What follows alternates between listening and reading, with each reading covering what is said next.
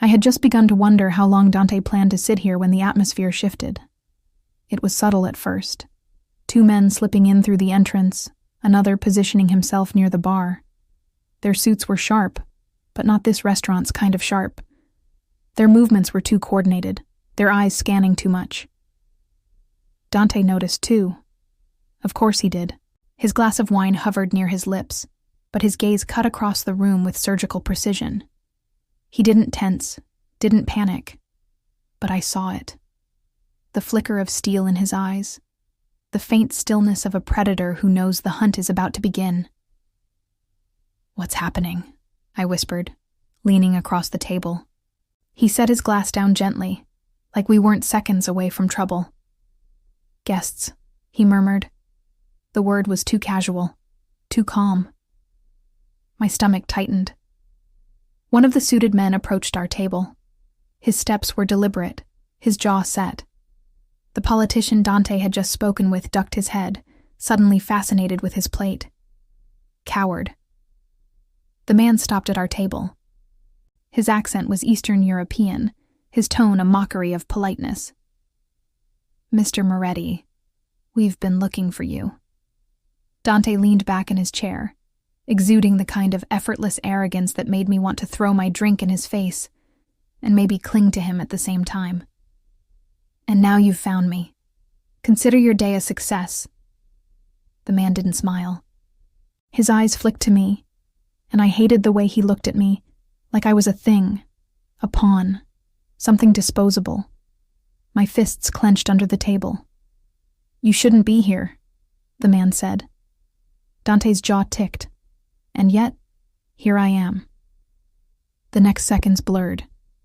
The man reached for something inside his jacket. Dante was faster. He grabbed my wrist, yanked me to the side just as a gun gleamed under the restaurant lights. The crack of the shot shattered the air. Screams erupted. Glass shattered as people dove under tables. Dante pulled me down, his body covering mine as the sound of chaos erupted around us. My heart hammered against my ribs so hard I thought it might break through.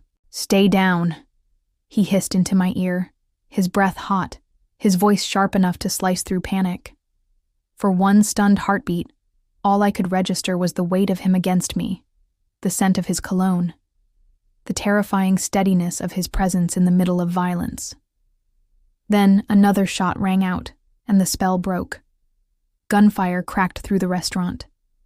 Dante moved like he'd done this 1,000 times before, because he probably had. He pulled a gun from his jacket, returned fire with deadly precision, each shot deliberate, controlled. One man went down near the bar. Another ducked behind an overturned table. And me? I was frozen, useless. My fingers clutched the edge of the tablecloth, knuckles white, as the world exploded around me. Then I saw it. The man Dante hadn't spotted. Behind him, near the corner, gun raised, aimed at his back. "Dante," I screamed. He turned at the sound of his name. Too slow. I didn't think. I moved.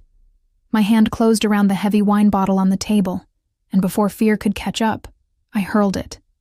The glass smashed against the gunman's face with a sickening crack. He stumbled, his shot going wild into the ceiling. Dante's gun snapped up, one shot ending it. For a second, silence rang louder than the gunfire had. Then sirens wailed in the distance. The men who were left scattered, disappearing through the back as quickly as they'd come. Dante stood, chest heaving, gun still in hand. His eyes snapped to me, wide with something I'd never seen in him before. Surprise. "You," he started, then cut himself off, stepping closer. His hand caught my face, tilting it toward him like he was checking for blood. "Are you hurt?" "No," I whispered, my voice trembling. "But you—" "I'm fine." His tone brooked no argument, but his eyes lingered on me in a way that felt dangerous, intimate. Like he was seeing me for the first time, not as a hostage, not as leverage, but as something else. The sirens grew louder. People were still crying, scrambling for the exits. Dante grabbed my hand, pulling me toward the back. "We have to go," he said. I stumbled after him, my pulse still a wild animal in my chest. We slipped out through the kitchen, steam and shouting cooks blurring past us, and then into the alley where another car was already waiting, engine running. He shoved me inside, slid in after, and the car peeled out before the doors were even shut. For a long stretch, neither of us spoke. The city lights streaked past, my breathing ragged, my hands still shaking. Finally, Dante broke the silence. "You saved my life." It wasn't a question. It was a fact, laid bare between us. I swallowed hard. "Don't read too much into it. I just didn't want to die in that restaurant." His mouth curved into something that wasn't quite a smile. "Of course. Nothing more." But his eyes stayed on me longer than they should have, dark and unreadable, and I hated myself for noticing the way my chest tightened under his gaze.